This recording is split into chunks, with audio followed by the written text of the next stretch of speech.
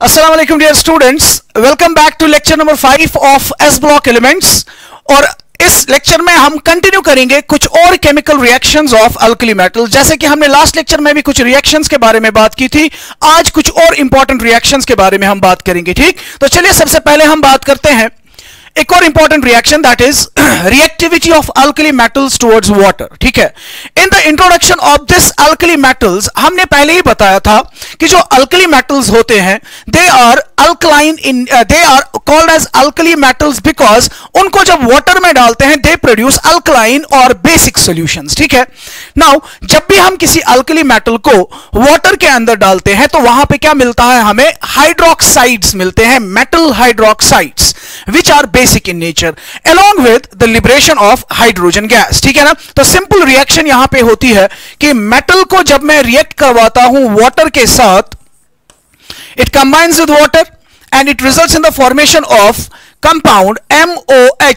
MOH, जिनको हम metal hydroxides कहते हैं, प्लस यहां पे हाइड्रोजन गैस रिलीज होती है, हाइड्रोजन गैस इज रिलीज। ठीक, अगर मैं बैलेंस करूं रिएक्शन को, I will take it 2 times, इसको भी 2 times and this also 2 times. ठीक, so you can find out metal को हमने लिया था सॉलिड फॉर्म में, इसको हमने वाटर में डाल दिया, वाटर के साथ रिएक्शन करने पे ये क्या बना रहा है, aqueous solution of alkali metal hydroxides along with the liberation of hydrogen gas। ठीक, तो we can simply say water के साथ रिएक्शन करने पे अल्कली मेटल्स प्रोड्यूस करते हैं these metal hydroxides along with the liberation of hydrogen gas। ठीक, अब इस रिएक्शन की एक इंपॉर्टेंट इसका फीचर आप याद रखेंगे, वो ये, this reaction is highly exothermic. इस रिएक्शन की खासियत है कि यह रिएक्शन काफी ज्यादा एक्सोथर्मिक होती है, इस रिएक्शन के वक्त एनर्जी रिलीज होती है। ठीक है ना, and that energy which is release during this reaction that is sufficient enough for hydrogen to catch fire. You know, hydrogen gas is a highly inflammable gas, तो इस रिएक्शन से जो एनर्जी निकलती है ये हाइड्रोजन गैस को इन्फ्लेमेट करती है, इसको बर्न कर देती है। ठीक है ना, so that is why we can say this reaction is an explosive type of reaction. ये बहुत ही खतरनाक रिएक्शन है। ठीक है ना, नाउ आपने देखा होगा शायद कि केमिकल लैब्स में फन के लिए एक रिएक्शन की जाती है, सोडियम मेटल जो हमारे लैब्स में अवेलेबल होता है, उस सोडियम मेटल का छोटा सा टुकड़ा हम उठा के सिंक में डाल देते हैं, क्योंकि सिंक के अंदर वाटर होता है, तो वहां पे वो सोडियम उस वाटर के साथ मिक्स होके हाइड्रोजन गैस प्रोड्यूस करता है, और रिएक्शन जो है it being exothermic in nature, वहां पे उस सोडियम वहां पे जो सोडियम मेटल आपने इसमें डाल दिया सिंक में, तो वहां पे आग लग जाती है, कभी कभी ब्लास्ट जैसा भी हो सकता है। ठीक है, so remember that this is a very violent reaction. ठीक है ना, हाइड्रोक्साइड्स के साथ हाइड्रोजन गैस वहां पे रिलीज होती है। ठीक, नाउ अगर हम रिएक्टिविटी की बात करें, reactivity of alkali metals towards this reaction, ठीक है, यू नो अल्कली मेटल्स में हमारे पास है lithium, sodium, potassium, rubidium and caesium. ठीक, नाउ अगर आप इस रिएक्शन की तरफ देखें तो यहां पे एक कंपाउंड बन रहा है which is an ionic compound, जिसमें मेटल के ऊपर मेटल पॉजिटिव और OH नेगेटिव आयन प्रेजेंट होता है। ठीक है ना, यानी अगर इस रिएक्शन को होना है तो हाइड्रोक्साइड्स बनेंगे, हाइड्रोक्साइड बनने के लिए मेटल को इलेक्ट्रॉन लूज करना है, इनमें से जो ज्यादा इलेक्ट्रॉन जल्दी से लूज करेगा वो ये वाली रिएक्शन ज्यादा तेजी से करेगा। And we already know lithium की आयनाइजेशन एनर्जी क्या होती है, लिथियम की आयनाइजेशन एनर्जी सबसे ज्यादा होती है, तो इसकी ऑब्वियसली इस रिएक्शन के लिए जो रिएक्टिविटी होगी वो सबसे लीस्ट होगी। ठीक है, लिथियम से ज्यादा रिएक्टिविटी होगी सोडियम की, सोडियम से ज्यादा पोटेशियम की, पोटेशियम से ज्यादा रुबिडियम की, और रुबिडियम से ज्यादा सीजियम की। ठीक है ना, और अगर हम इनका वायलेंट नेचर भी यहां पे देखें, हमने अभी बताया कि this reaction is an explosive type of reaction, तो जब लिथियम वाटर के अंदर डाला जाता है, ठीक है, रिएक्शन जो है it is less violent, it is less violent because इसकी रिएक्टिविटी उतनी ज्यादा नहीं होती है। ठीक है, it is less violent. Lithium का वाटर में डालने पे नॉर्मली वहां पे आग नहीं लगती है, hydrogen does not catch fire, क्योंकि वहां पे उतनी ज्यादा एनर्जी रिलीज नहीं होती है। ठीक है, सोडियम को जब हम वाटर में डालते हैं it reacts violently, sodium reacts violently. ठीक है, but sometimes it may catch fire and many of the times वहां पे आग नहीं लगती है, लेकिन रिएक्शन जो है आपको खुद लगेगा कि रिएक्शन काफी तेजी से हो रही है। ठीक है ना, और पोटेशियम, रुबिडियम और सीजियम, इनको जब भी आप वाटर में डालते हो वहां पे ब्लास्ट हो जाता है। ठीक है ना, These 3 atoms they react with water explosively, वहां पे इतनी ज्यादा एनर्जी रिलीज होती है कि उस एनर्जी से हाइड्रोजन गैस बड़ी बड़ी तेजी के साथ आग जो है वो पकड़ लेता है और वहां पे एक ब्लास्ट जैसी सिचुएशन जो है वो क्रिएट हो जाती है। फाइन, ठीक है। नाउ एक इंपॉर्टेंट चीज यहां पे आप याद रखेंगे वो ये कि अगर कमर्शियल लेवल पे मुझे हाइड्रोक्साइड्स को प्रिपेयर करना है, ठीक है, तो मेरे पास एक सिंपल रिएक्शन है, मैंने मेटल को वाटर में डाल दिया तो हाइड्रोक्साइड सॉल्यूशन बन गया। लेकिन नॉर्मली हम इस रिएक्शन को हाइड्रोक्साइड्स प्रिपेयर करने के लिए यूज नहीं करते हैं। रीजन बिल्कुल आपके सामने है कि यह रिएक्शन काफी वायलेंट है, इट्स अ डेंजरस रिएक्शन, ठीक है ना। इसीलिए अगर हमें इन अल्कली मेटल हाइड्रोक्साइड्स को प्रिपेयर करना हो, alkali metal hydroxides they are prepared commercially, commercial preparation की अगर हम बात करें, commercially they are prepared, commercial preparation, they are prepared by the electrolysis, they are prepared by the electrolysis of alkali metal halides, electrolysis of aqueous solutions of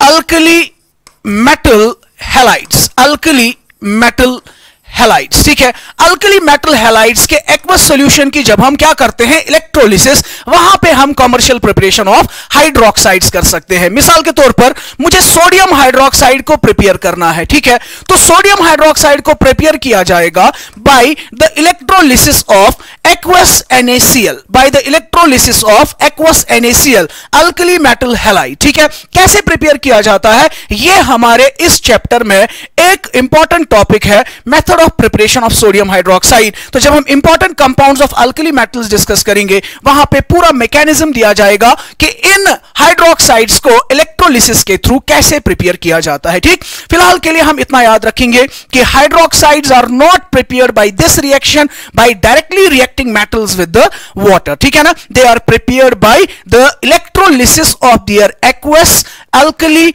metal halides, clear, ठीक है। now let's move to some important things। अब हम properties of hydroxides की बात करेंगे, hydroxides की properties के बारे में हम बात करेंगे, properties, ठीक।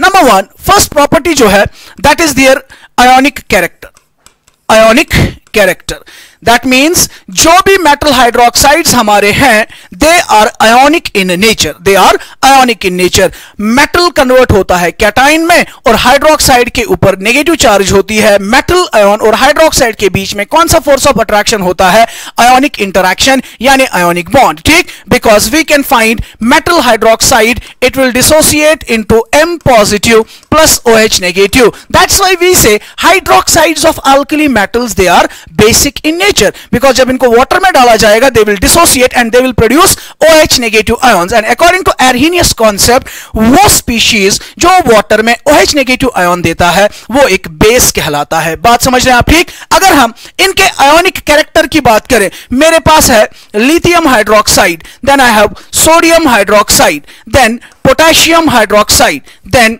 Rubidium hydroxide, then caesium hydroxide. तो अगर मैं आपसे ही पूछूं जरा बताइए इसका ऑर्डर ऑफ आयोनिक कैरेक्टर क्या होगा, कौन ज्यादा आयोनिक होगा, कौन लेस आयोनिक होगा। बिल्कुल इजी सी बात है, जो मेटल जितना इजीली इलेक्ट्रॉन रिलीज कर सकेगा, जिस मेटल की आयनाइजेशन एनर्जी कम होगी वो जल्दी से आयोनिक बॉन्ड बनाएगा और उसके कंपाउंड के अंदर ज्यादा आयोनिक कैरेक्टर मौजूद होगा, ठीक है ना। सो यू नो लिथियम की आयनाइजेशन एनर्जी काफी ज्यादा है, इसका लिथियम पॉजिटिव आयन बनाने की टेंडेंसी उतनी ज्यादा नहीं होगी, इससे ज्यादा Na पॉजिटिव बनने की टेंडेंसी ज्यादा होगी, उससे ज्यादा पोटेशियम, सबसे तेजी के साथ जो आयनिक कंपाउंड बनाता है वो सीजियम होगा, ठीक। तो आयनिक कैरेक्टर का ऑर्डर क्या होगा, lithium hydroxide will be least ionic in nature and cesium hydroxide it will be most ionic in nature। बात समझ रहे हैं आप, ठीक है ना। तो पहली प्रॉपर्टी आयोनिक कैरेक्टर, ठीक।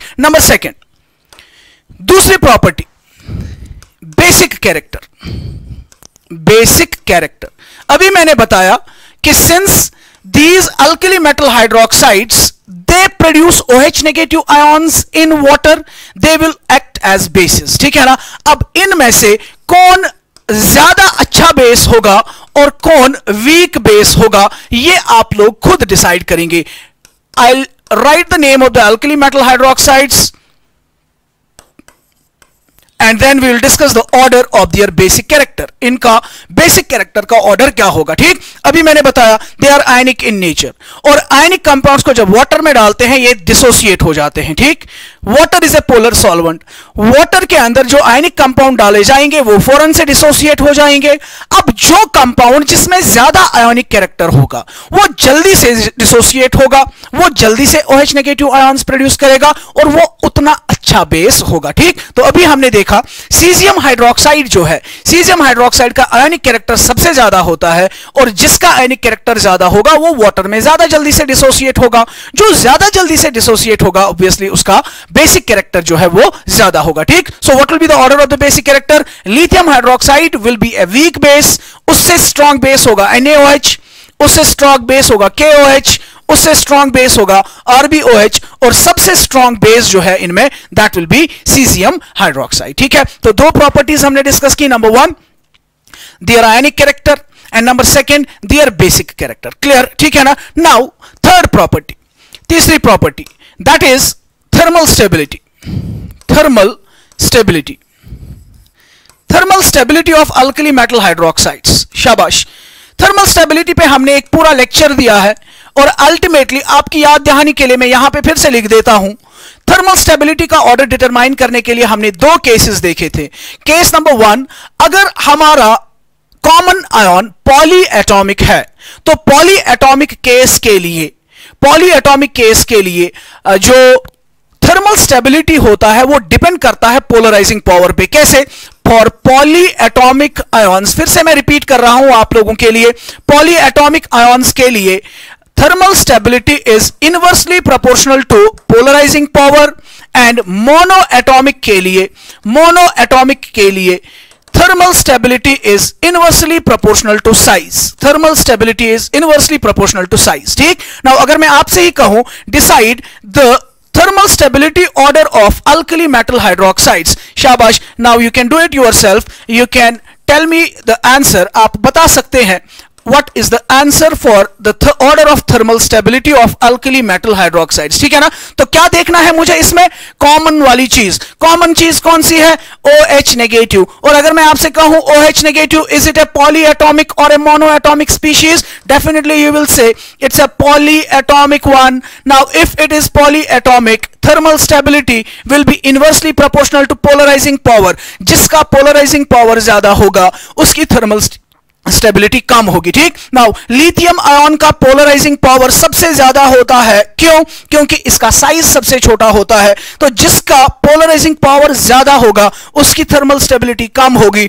उससे ज्यादा अगर हम देखें, उससे ज्यादा थर्मली स्टेबल होगा सोडियम हाइड्रोक्साइड, उससे ज्यादा थर्मली स्टेबल होगा पोटेशियम हाइड्रोक्साइड, और सबसे ज्यादा थर्मल स्टेबिलिटी किसकी होगी? सीजियम हाइड्रोक्साइड की। आई होप कि आप लोग कनेक्ट कर पा रहे हो जो हमने ऑलरेडी लेक्चर में बताया है थर्मल स्टेबिलिटी, और इस थर्मल स्टेबिलिटी को हम कैसे निकालते हैं। दो केसेस फिर से आपको याद आए, thermal stability is inversely proportional to polarising power in case the common ion is polyatomic, and thermal stability is inversely proportional to the size in case the common ion is monoatomic, ठीक है। Next property की बात करते हैं, another very important which is asked in your competitive exams, that is solubility. What will be the order of solubility of metal hydroxides? Alkali metal hydroxides की solubility का order क्या होगा, ठीक है। I'll again write lithium hydroxide, sodium hydroxide, potassium hydroxide, rubidium hydroxide, cesium hydroxide। आपको बोलना है इनके सॉल्युबिलिटीज का ऑर्डर क्या होगा। फिर से आप लोगों की याद दहानी के लिए मैं आपको फिर से याद दिलाऊं कि हमने पढ़ा था ये जो सॉल्युबिलिटी होता है उसके लिए भी हमने दो केसेस देखे थे। नंबर 1, पहला केस था अगर लार्ज साइज्ड आयन है, लार्ज साइज्ड आयन है, लार्ज साइज्ड आयन है, ठीक। तो solubility is decided by, solubility कौन डिसाइड करता है? Solubility is decided by delta H lattice. और अगर स्मॉल साइज्ड आयन है, हमने बताया था कि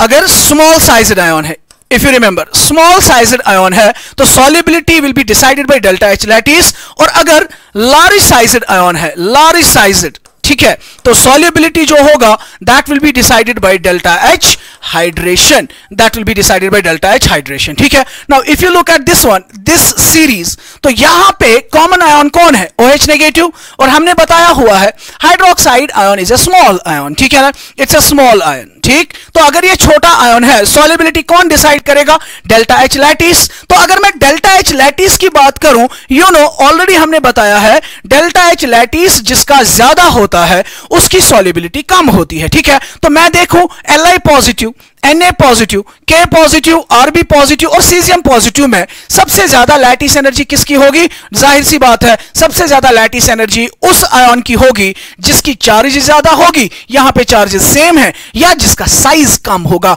साइज किसका छोटा है? लिथियम पॉजिटिव का, यानी लिथियम हाइड्रोक्साइड की लैटिस एनर्जी सबसे ज्यादा होगी। ठीक है, अगर लिथियम हाइड्रोक्साइड की लैटिस एनर्जी सबसे ज्यादा है तो इसकी सॉल्युबिलिटी क्या होगी? सबसे कम। और सबसे हाईएस्ट सॉल्युबिलिटी किसकी होगी? सीजियम हाइड्रोक्साइड की होगी। सबसे लीस्ट सॉल्युबल होगा लिथियम हाइड्रोक्साइड, सबसे मोस्ट सॉल्युबल होगा सीजियम हाइड्रोक्साइड। ठीक है, इनफैक्ट लिथियम हाइड्रोक्साइड जो है it is insoluble.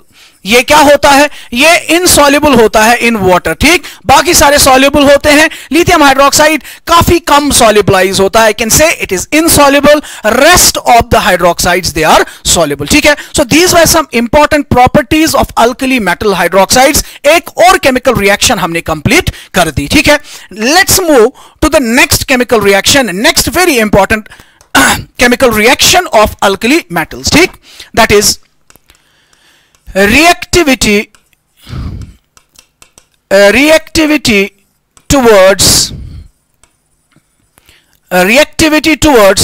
halogens, reactivity towards halogens। that means अब हम क्या करेंगे? हम देखेंगे कि अगर हम अल्कली मेटल्स की रिएक्शन हेलोजेंस के साथ करते हैं, ठीक, हेलोजेंस के साथ अगर ये रिएक्ट करेंगे, they will result in the formation of metal halides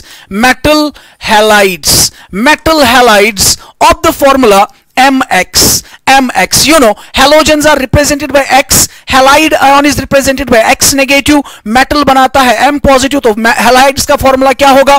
MX formula होगा। ठीक, that means when we treat metals with halogens X2 में, you know, fluorine is a gas, chlorine is a gas, bromine is a liquid, iodine is a solid। ठीक है, so I'll simply write X2.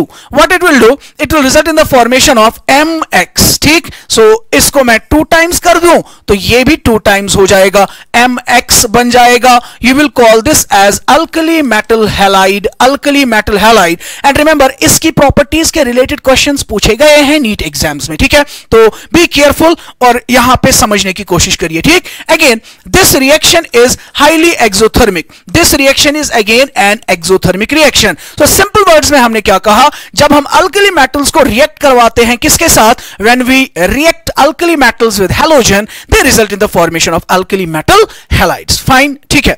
now उसके बाद हम बात करें reactivity की, reactivity case number 1 में इसमें डिस्कस करूंगा reactivity for a particular metal, reactivity of halogens पहले डिस्कस करेंगे एक पर्टिकुलर मेटल के लिए। ठीक है, सो reactivity of halogens क्या होगी? reactivity of halogens, ठीक, मतलब फॉर एग्जाम्पल मैंने सोडियम की रिएक्शन करनी है फ्लोरीन के साथ, क्लोरीन के साथ, ब्रोमीन के साथ, आयोडीन के साथ, तो मैं देखूंगा इनमें से ज्यादा तेजी के साथ रिएक्शन कौन करेगा। ठीक है ना, तो you will remember reactivity order for halogens is fluorine is highly reactive for the formation of halides as compare to chlorine, इससे कम रिएक्टिव होता है ब्रोमीन, इससे कम रिएक्टिव होता है आयोडीन। ठीक है ना, रीजन क्या है? देखिए इसको कौन सा आयन बनाना है? F-, इसको कौन सा बनाना है? Cl-, इसको कौन सा बनाना है? Br-, इसको बनाना है I-। ठीक है, लेट्स से अगर सोडियम ने फ्लोरीन के साथ रिएक्शन की तो कौन सा कंपाउंड बनेगा? NaF। अगर सोडियम ने क्लोरीन के साथ रिएक्शन की तो कौन सा बनेगा, NaCl। अगर सोडियम ने ब्रोमीन के साथ रिएक्शन की तो कौन सा बनेगा, NaBr। अगर आयोडीन के साथ रिएक्शन की तो कौन सा बनेगा, सोडियम आयोडाइड। ठीक, अब अगर आप देखें जब ये कंपाउंड बने, you know these compounds will be ionic in nature। ये कंपाउंड्स क्या होते हैं, ionic in nature। तो आयनिक कंपाउंड जब बनता है उस वक्त क्या निकलती है, डेल्टा H लैटिस। ठीक है, नाउ जिस स्पीशीज की डेल्टा H लैटिस ज्यादा होगी वो ज्यादा स्टेबल होगा, जो ज्यादा एनर्जी रिलीज करेगा बनने के वक्त वो ज्यादा स्टेबल होगा। नाउ यू नो सोडियम तो कॉमन है, अब F negative, Cl negative, Br negative और I नेगेटिव में इनमें से किसकी लैटिस एनर्जी ज्यादा स्टेबल होगी, F नेगेटिव की, क्योंकि स्मॉलर साइज है, छोटा साइज होगा तो ये ज्यादा अट्रैक्शन करेगा Na पॉजिटिव के साथ। So because of high lattice energy of the alkali metal halide formed, fluorine has got most delta H lattice, that is why fluorine ज्यादा तेजी से रिएक्ट करेगा क्योंकि इसका फ्लोराइड जो है वो ज्यादा स्टेबल होगा। ठीक है ना, तो reactivity order of halogens for a particular metal को मैंने सेम रखा, हैलोजेंस चेंज किए तो ज्यादा तेजी से फ्लोरीन रिएक्ट करेगा, लेस तेजी से आयोडीन रिएक्ट करेगा। ठीक, आई hope you understood this thing. Next is reactivity of metal, reactivity of metal, reactivity of metal. ठीक है, रिएक्टिविटी ऑफ मेटल। अब मेटल है हमारे पास, ठीक है ना। नाउ मेटल्स, इनको यहां पे क्या बनाना है, जैसे वहां पे लैटिस एनर्जी से हमने डिसाइड किया, मेटल्स को क्या करना है, मेटल्स का काम है कि वो मेटल आयन में कन्वर्ट होंगे। कौन जल्दी से रिएक्ट करेगा, कौन सा मेटल जल्दी से रिएक्ट करेगा, जो मेटल जल्दी से कैटाइन बनाएगा। कौन सा मेटल जल्दी से कैटाइन बनाता है, वी नो सीजियम सबसे फास्टर रिएक्ट करेगा एज कंपेयर टू रुबिडियम, उससे कम रिएक्ट करेगा पोटेशियम, उससे कम रिएक्ट करेगा सोडियम। लीस्ट रिएक्टिव जो होगा that will B lithium for the formation of alkali metal halides. ठीक है ना, क्यों, क्योंकि इनका कैटाइन बनाना है, सीजियम ज्यादा जल्दी से कैटाइन बनाएगा तो सीजियम की reactivity for the formation of halides ज्यादा होगी। ठीक है, among the halogens fluorine will be the highly reactive halogen to react with metals and result in the formation of metal halides। ठीक, क्लियर। नेक्स्ट एक important चीज आप याद रखेंगे, हमने अभी बताया कि ये जो हैलाइड्स होते हैं MX metal halides, they are ionic in nature, ये डिसोसिएट होते हैं into metal cation and halide ion. ठीक है, but you will remember a very very important point, lithium halides LiX, lithium halide, they are covalent in nature. Lithium के halides क्या होते हैं, they are covalent in nature. Rest of the alkali metal halides they are ionic in nature. Lithium halide में कौन कौन आएगा, lithium fluoride, lithium chloride, lithium bromide, lithium iodide. ठीक है, now you will remember a very important point, except for lithium fluoride के बगैर ये जो बाकी है दे आर कोवेलेंट, लेकिन लिथियम फ्लोराइड क्या होता है, it is ionic in nature. Lithium fluoride is ionic, rest of the halides they are covalent in nature. ठीक है, आई होप कि आप लोग खुद इस क्वेश्चन का आंसर देंगे कि लिथियम के हैलाइड्स क्यों होते हैं covalent in nature. I hope आपने पढ़ा है फेजान्स रूल्स कहता है कि कैटाइन जब एनाइन के सामने होता है, कैटाइन इस एनाइन को पोलराइज करता है जिसकी वजह से उसमें कोवेलेंट कैरेक्टर आता है। More is the polarising power of the cation, more is the polarizing power of the cation, more is the covalent character। तो you know, अगर आप lithium positive, sodium positive, potassium positive, rubidium positive, caesium positive के polarising power की बात करें, सबसे ज्यादा polarising power किसका होता है, लिथियम का। तो लिथियम जब भी हैलाइड बनाएगा इसके बॉन्ड के अंदर कोवेलेंट कैरेक्टर आ जाता है। ठीक, लेकिन लिथियम फ्लोराइड की अगर हम बात करें, लिथियम फ्लोराइड आयोनिक क्यों होता है, क्योंकि ये जो हैलोजन इसके साथ है F नेगेटिव, इस F नेगेटिव का साइज छोटा है, इसकी पोलराइजिबिलिटी कम है। मैं फिर से रिपीट कर रहा हूं, कैटाइन की इसका जितना पोलराइजिंग पावर होगा और एनाइन का जितनी पोलराइजिबिलिटी होगी, डिस्टॉर्ट होने की टेंडेंसी होगी, उतना ज्यादा कोवेलेंट कैरेक्टर होगा। ठीक है, तो लिथियम पॉजिटिव का पोलराइजिंग पावर बहुत ज्यादा है। ठीक, और अगर आप हैलाइड आयंस के पोलराइजेबिलिटी की बात करें, पोलराइजेबिलिटी किस पे डिपेंड करता है? चार्ज पे और साइज पे। चार्ज जितनी ज्यादा होगी उतनी पोलराइजेबिलिटी ज्यादा होगी, साइज जितना ज्यादा होगा उतनी पोलराइजेबिलिटी ज्यादा होगी। क्योंकि फ्लोराइड का साइज कम है, इसकी पोलराइजेबिलिटी कम है, तो because of the less polarisability of halide ion, F negative ion, इसके बॉन्ड के अंदर उतना कोवेलेंट कैरेक्टर नहीं होता है। It is mostly considered as ionic, rest of the halides they are considered as covalent in nature. ठीक है, तो याद रखा हमने, बाकी सारे हैलाइड्स क्या होते हैं? They are ionic in nature. Lithium fluoride is ionic in nature, बाकी lithium chloride, lithium bromide, lithium iodide, they are covalent in nature. ठीक, next important property, lithium halide जो होता है, lithium forms hydrated halides, while as rest of the halides they are not hydrated, they are anhydrous. Hydrated किसको कहते हैं? जिसके साथ water of crystallisation भी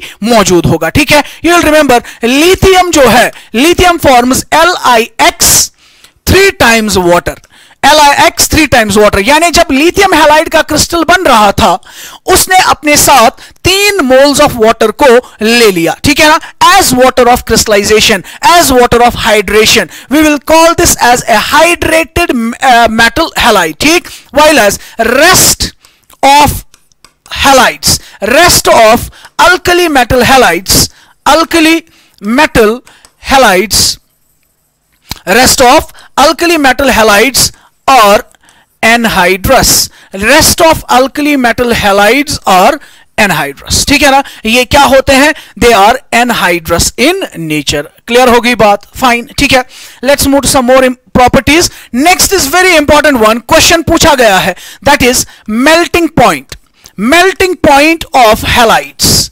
अल्कली मेटल हैलाइड्स के मेल्टिंग पॉइंट के ऊपर क्वेश्चन पूछा गया है। ठीक है, देखिए मेल्टिंग पॉइंट का मतलब क्या होता है?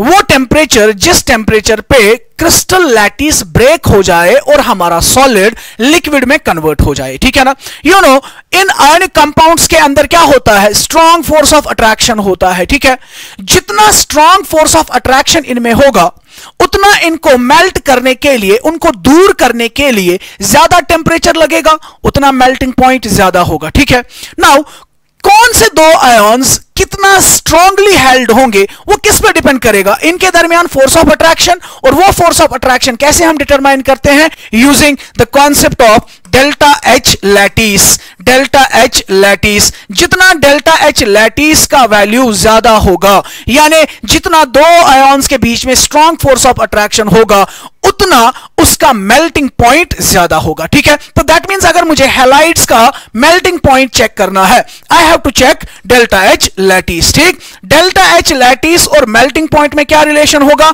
It will be directly proportional. जितना डेल्टा एच लैटिस ज्यादा होगा उतना मेल्टिंग पॉइंट ज्यादा होगा। ठीक, फिर से हम दो केसेस लेंगे। Number 1, for a particular metal, for a particular metal मैं मेटल रखूंगा सेम, हैलाइड्स को चेंज करूंगा। ठीक, मिसाल के तौर पर मैंने लिया sodium metal, so it will form sodium fluoride, it can form sodium chloride, it can form sodium bromide, it can form sodium iodide. NEET exam में आपसे क्वेश्चन पूछा जाएगा, what is the correct order of melting point of these compounds. ठीक है, so what you have to remember, these are alkali metal halides, and for alkali metal halides delta H lattice determines the melting point. So simply what you have to do is you have to check the order of their lattice energies. जिसकी lattice energy का value ज्यादा होगा उसका melting point ज्यादा होगा। तो यहां पे कैटाइन सबों में क्या दिख रहा है? सेम, यानी कैटाइन के बेसिस पे डिसाइड नहीं होगा। अब एनायन कौन है? F negative, Cl negative, Br negative, I negative. तो जरा मुझे बताइए किस वक्त लैटिस एनर्जी ज्यादा होगी? जितना लैटिस एनर्जी का वैल्यू तब ज्यादा होगा जितना कैटाइन की चार्ज ज्यादा होगी, चार्ज तो सेम है, या साइज कम होगा। ठीक, साइज किसका कम है? F नेगेटिव का, यानी इसका साइज कम है, इसकी लैटिस एनर्जी का वैल्यू ज्यादा होगा। जिसकी लैटिस एनर्जी का वैल्यू ज्यादा होगा उसका मेल्टिंग पॉइंट जो है वो भी ज्यादा होगा। ठीक, तो सोडियम फ्लोराइड का मेल्टिंग पॉइंट जो है वो वो ज्यादा होगा और सोडियम आयोडाइड का मेल्टिंग पॉइंट कम होगा। ठीक है, नंबर सेकंड, दूसरा केस में ले रहा हूं फॉर ए पर्टिकुलर हैलोजन। पूछा गया है, शाबाश ध्यान दीजिएगा, पूछा गया है नीट में, for a particular halogen, for a particular halogen. अब मैं क्या रख रहा हूं, हैलोजन को मैं सेम रखूंगा। मिसाल के तौर पर मैंने क्लोरीन सिलेक्ट किया, ठीक है, तो मेटल को मैं चेंज करूंगा, यानी lithium chloride, then sodium chloride, then potassium chloride, then rubidium chloride and then caesium chloride. ठीक, again we are being asked what is the order of melting point of these alkali metal halides. ठीक है, again melting point is directly proportional to delta H lattice. So what I will check, मैं देख रहा हूं Cl negative सबों में common है, यानी एनाइन के ऊपर डिपेंड नहीं करेगा। अब कौन बचा, lithium positive, sodium positive, potassium positive, rubidium positive, caesium positive. ठीक, तो शाबाश, सबसे ज्यादा लैटिस एनर्जी किसकी होगी, जिसका साइज कम होगा। तो दैट मींस लिथियम क्लोराइड की लैटिस एनर्जी का वैल्यू क्या होगा, ज्यादा होगा। ठीक है, इसका मेल्टिंग पॉइंट क्या होना चाहिए, सबसे ज्यादा होना चाहिए। ठीक है, but what we actually observe is, मैं इसको थोड़ा सा ऊपर ले जा रहा हूं, what we actually observe is what is the expected order. शाबाश, the expected order should be, इसकी डेल्टा एच लैटिस का वैल्यू ज्यादा है, यानी लिथियम क्लोराइड का ज्यादा होना चाहिए मेल्टिंग पॉइंट सोडियम क्लोराइड से, उससे कम होना चाहिए पोटेशियम क्लोराइड, उससे कम होना चाहिए रुबिडियम क्लोराइड, उससे कम होना चाहिए सीजियम क्लोराइड। यही होना चाहिए ना। ठीक है, but what is the actual order, actual order, remember a very very important point, मैंने बार बार कहा है, जहां कहीं भी एक्सेप्शनल केसेस होंगे वो आपके नीट एग्जाम्स के लिए टारगेट क्वेश्चंस बनते हैं। You will remember the actual order is, rest is same, NaCl उससे कम, KCl उससे कम, RbCl उससे कम, CSCl, और सबसे कम होता है LiCl का, सबसे कम होता है LiCl का। हालांकि from the first instance we can find out कि लिथियम क्लोराइड की लैटिस एनर्जी ज्यादा होती है, बट रिमेंबर अभी मैंने थोड़ी देर पहले क्या कहा, लिथियम के हैलाइड्स क्या होते हैं, they are covalent in nature. Being a covalent compound, इसके इंटरमॉलिक्यूलर फोर्सेस जो है वो वीक होंगे। कोवेलेंट मॉलिक्यूल के बीच में weak van der Waals forces होंगे, बल्कि हालांकि इनके अंदर क्या होंगे, strong electrostatic force of attraction. तो अगर आपको इस सोडियम क्लोराइड का क्रिस्टल ब्रेक करना है, आपको Na पॉजिटिव और Cl नेगेटिव को अलग करना है। लेकिन अगर LiCl को मेल्ट करना है तो आपको एक LiCl यूनिट और दूसरे LiCl यूनिट को आपस में अलग करना है, क्योंकि LiCl will be held by a covalent bond, this LiCl will be held by a covalent bond, और इन दो मॉलिक्यूल्स के बीच में वीक फोर्सेस होंगे, और वीक फोर्सेस को सेपरेट करना उतनी बड़ी बात नहीं होती है। It's a very very important point, इसको हाईलाइट करके लिख लीजिएगा, बहुत ही इंपॉर्टेंट चीज है, आपके नीट एग्जाम्स में पूछा जा सकता है। आई होप कि ये आप लोगों ने अच्छे से अंडरस्टैंड कर लिया। ठीक है, नेक्स्ट प्रॉपर्टी की तरफ चलते हैं, नेक्स्ट प्रॉपर्टी की तरफ चलते हैं, that is their thermal stability. Thermal stability, thermal stability, शाबाश, thermal stability. Let's say for example मैं ले रहा हूं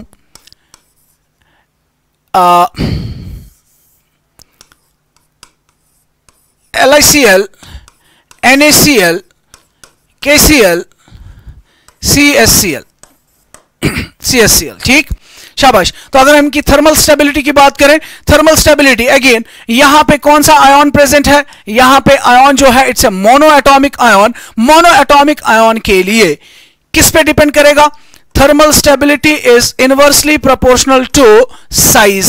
For a monoatomic ion, thermal stability is inversely proportional to size. ठीक, अगर साइज जिसका बड़ा होगा उसकी थर्मल स्टेबिलिटी कम होगी, यानी सीजियम क्लोराइड का साइज बड़ा है तो इसकी थर्मल स्टेबिलिटी कम होगी। थर्मली स्टेबल ज्यादा कौन होगा, लिथियम क्लोराइड थर्मली ज्यादा स्टेबल होगा। ठीक है, नेक्स्ट जो इंपॉर्टेंट चीज है, again another very important one, that is their solubility. मैंने अक्सर आपसे कहा सॉल्युबिलिटी के रिलेटेड क्वेश्चंस पूछे जाते हैं। ठीक है, सॉल्युबिलिटी।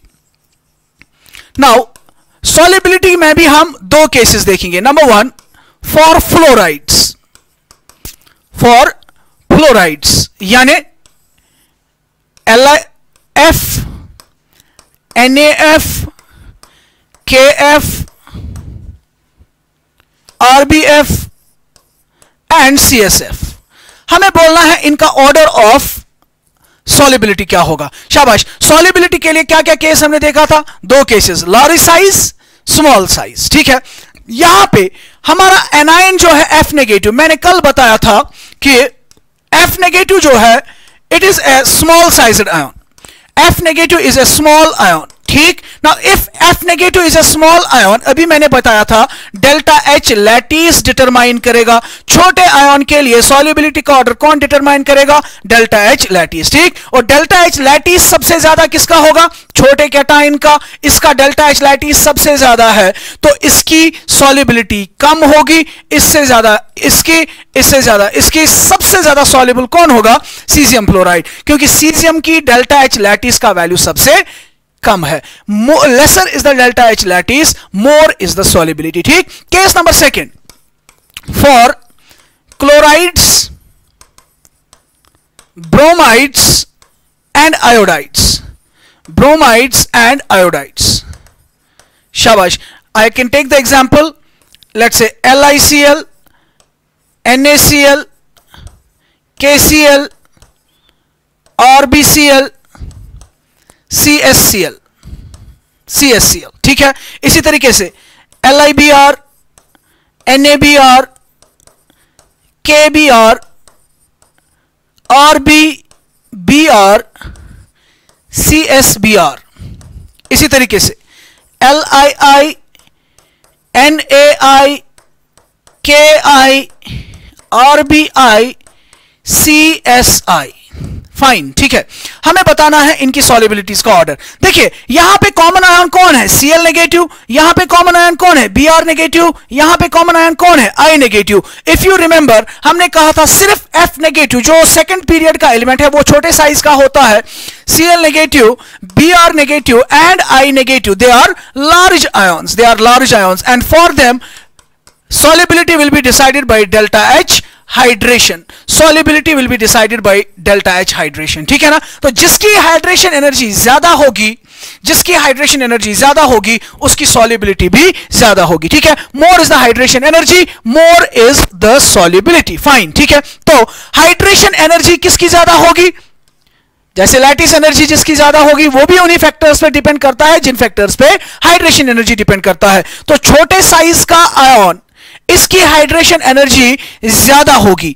अगर हाइड्रेशन एनर्जी ज्यादा है तो इसकी सॉल्युबिलिटी भी क्या होगी? ज्यादा होगी। इससे कम सॉल्युबिलिटी NaCl की, सबसे कम सॉल्युबिलिटी किसकी होगी? CSCl की। क्यों? क्योंकि सीजियम क्लोराइड की हाइड्रेशन एनर्जी सबसे कम होगी, बिकॉज सीजियम का साइज बड़ा है, हाइड्रेशन कम होगी। सिमिलर ट्रीटमेंट इनके लिए भी होगा। Lattice hydration energy lithium bromide की ज्यादा होगी तो सॉल्युबिलिटी भी ज्यादा होगी। दैट मींस यहां पे हमने दो डिफरेंट ट्रेंड्स देखे।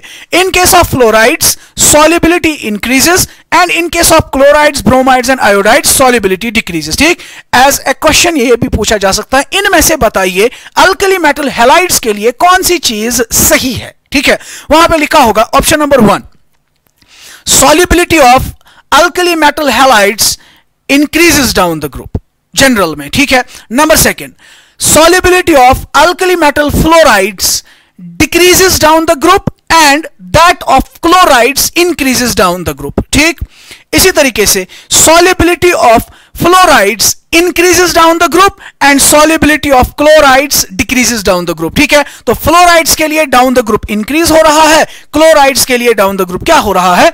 decrease हो रहा है। ठीक है, so these were some important points जो पूछे जा सकते हैं, इनफैक्ट कहीं कहीं पूछे भी गए हैं कॉम्पिटिटिव एग्जाम्स में। फाइन। ठीक है, let's move to the next chemical reaction, that is formation of, next topic है formation of carbonates and bicarbonates,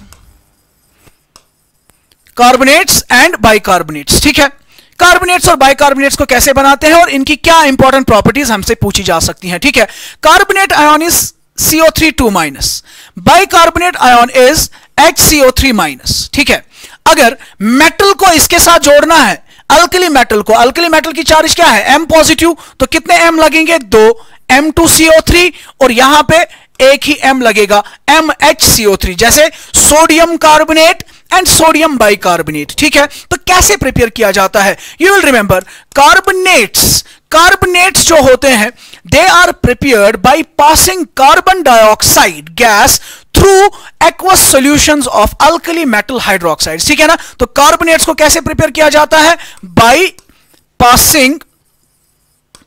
passing carbon dioxide through alkali metal hydroxides. ठीक है, यानी अल्कली मेटल हाइड्रोक्साइड हमने लिए aqueous solution, इनके अंदर हमने क्या डाल दिया? Carbon dioxide. It will result in the formation of M2CO3 plus H2O. M2CO3 plus H2O. We can balance the reaction M2CO3 plus H2O. ठीक, तो carbonates are prepared by passing carbon dioxide gas through aqueous solutions of alkali metal hydroxides. ठीक है ना? Now bicarbonates को कैसे prepare किया जाता है? अगर इसी सॉल्यूशन में जिसमें से हमने हाइड्रोक्साइड्स को किसमें कन्वर्ट किया? कार्बोनेट्स में। ठीक है ना, अगर हम एक्सेस ऑफ कार्बन डाइऑक्साइड पास करें, एक्सेस ऑफ कार्बन डाइऑक्साइड पास करने पे कार्बोनेट कन्वर्ट हो जाता है किसमें? बाइकार्बोनेट्स में। ठीक है, number second, on passing excess carbon dioxide through aqueous solution of carbonates, through aqueous solutions of carbonates. ठीक है, यानी मेरे पास ऑलरेडी M2CO3 बन चुका था एक्वस फॉर्म में, मैं और कार्बन डाइऑक्साइड इसके अंदर ऐड कर रहा हूं इन प्रेजेंस ऑफ वाटर। ठीक है, what it will do? It will result in the formation of MHCO3 two times, और ये MHCO3 जो है ये हमें प्रेसिपिटेट के फॉर्म में मिलेगा। यानी अगर आप हाइड्रोक्साइड्स के थ्रू कार्बन डाइऑक्साइड प्रोड्यूस कर रहे हो तो कार्बोनेट्स का एक्वस सॉल्यूशन मिलेगा। आप अगर और ज्यादा कार्बन डाइऑक्साइड ब्लो कर रहे हो तो वहां पे कार्बोनेट कन्वर्ट हो जाएंगे इनटू प्रेसिपिटेट ऑफ बाइकार्बोनेट्स। ठीक है, now what is important here is their thermal stability, ठीक है, एंड देयर सॉल्युबिलिटी, जिस पे आपके कॉम्पिटिटिव एग्जाम्स में क्वेश्चन पूछे जा सकते हैं। So we'll cut it short, we'll directly go to the thermal stability. Thermal stability of carbonates and bicarbonates. Thermal stability of carbonates and bicarbonates. Remember one thing, every point is important. Every point is equally important because आपने observe किया होगा कि जो NEET exams में inorganic chemistry के related questions पूछे जाते हैं वो डायरेक्टली आपके टेक्स्ट से लिए जाते हैं, और जो भी चीजें मैं पढ़ा रहा हूं टेक्स्ट के रिलेटेड है। ठीक है ना? Number second thing is that इसमें एक्सेप्शंस काफी ज्यादा हैं। ठीक है ना? तो अगर आपने कोई चीज स्किप कर दी, कोई इंपॉर्टेंट पॉइंट स्किप कर दी, तो वो आप कल एग्जाम में उसका सही आंसर दे नहीं पाएंगे। ठीक है ना? द रीजन इज दैट कि वो क्वेश्चन जो आपको डाला जाएगा आपने जनरल ट्रेंड याद रखा होगा। ठीक है, but may be there is an exceptional case. तो जहां कहीं भी एक्सेप्शंस आ रही है, जहां कहीं भी मैं जो भी मैं पॉइंट दिखा रहा हूं वो आपके एग्जाम्स के लिए काफी ज्यादा इंपॉर्टेंट है। ठीक है, I hope you are making notes simultaneously और इन चीजों को आप याद रखने की कोशिश कर रहे हो। ठीक है, थर्मल स्टेबिलिटी। ठीक, पहला पॉइंट थर्मल स्टेबिलिटी में आप याद रखेंगे, lithium carbonate is thermally unstable. Lithium carbonate is thermally unstable. It is thermally unstable and it decomposes into oxide. It decomposes into oxide plus carbon dioxide. ठीक है, यानी lithium carbonate को अगर हम थोड़ा सा हीट करते हैं, ठीक, ये क्या करता है? It decomposes into Li2O plus CO2. Li2O plus CO2. ठीक, it is thermally unstable and it decomposes. ठीक, next point, rest of the carbonates, rest of carbonates are thermally stable. They are thermally stable. They are thermally stable, यानी they can withstand high temperatures. They are thermally stable. ठीक है ना? Number next point, अगर हम ज्यादा temperature इनको भी दे दें, बाकी अल्कली मेटल कार्बोनेट्स को दे दें, ठीक है ना, तो अल्टीमेटली एक वक्त आएगा ना जब वो ब्रेक हो जाएंगे। ठीक, और जब वो ब्रेक हो जाएंगे, ये आपका M2CO3, इसको जब हमने हीट किया तो क्या हो जाएगा? It will decompose into M2O plus CO2। तो जैसे lithium carbonate lithium oxide plus carbon dioxide बना रहा है, वैसे ही M2CO3 metal oxide plus carbon dioxide बनाएगा at high temperatures. But the thing is lithium carbonate is highly unstable, थोड़ा सा हीट देने पे डिकम्पोज हो जाएगा। These rest of them they can withstand it, but अगर आप ज्यादा टेम्परेचर दे रहे हो तो दे विल डिकम्पोज, और डिकम्पोज होकर क्या बनाएंगे? Oxide plus carbon dioxide. ठीक है, क्लियर? बात समझ रहे हैं आप? ठीक। Now what will be the order? What will be the order of thermal stabilities? Order of thermal stabilities का क्या होगा? I will write Li2CO3, Na2CO3, K2CO3, Rb2CO3 and CS2CO3, caesium carbonate. ठीक है। थर्मल स्टेबिलिटी जरा याद करें, thermal stability is inversely proportional to polarising power. किसके case में? पॉली एटॉमिक केस में। तो यहां पे कॉमन आयन कौन है? कार्बोनेट है। It's a polyatomic ion. Polyatomic ion के केस में थर्मल स्टेबिलिटी किस पर डिपेंड करता है? शाबाश, thermal stability depends upon the polarising power. Lithium का पोलराइजिंग पावर सबसे ज्यादा है, इसकी थर्मल स्टेबिलिटी सबसे कम होगी, यानी थर्मल स्टेबिलिटी ज्यादा किसकी होगी? सीजियम कार्बोनेट की, और लिथियम कार्बोनेट की थर्मल स्टेबिलिटी सबसे कम होगी। अभी हमने बताया lithium carbonate is thermally unstable. ठीक है। नंबर नेक्स्ट, अगर LiHCO3 बाइकार्बोनेट्स की थर्मल स्टेबिलिटी की बात करें, NaHCO3, शाबाश, KHCO3, RbHCO3, then you have CSHCO3, cesium bicarbonate. Again, what will be the order? इनके केस में भी HCO3 negative, it is a polyatomic ion. Polyatomic ion के लिए thermal stability is inversely proportional to polarising power. Lithium का polarising power सबसे ज्यादा है, इसकी थर्मल स्टेबिलिटी सबसे कम होगी। तो कार्बोनेट्स की thermal stability down the group बढ़ जाएगी। याद रखिएगा स्टेटमेंट, कार्बोनेट्स और बाइकार्बोनेट्स की thermal stability down the group क्या होती है? It increases. ठीक।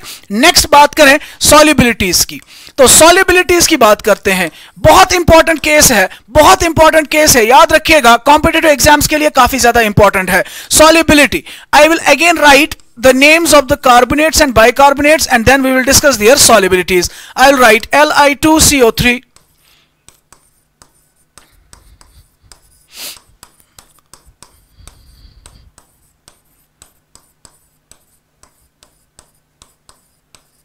next I will write bicarbonates,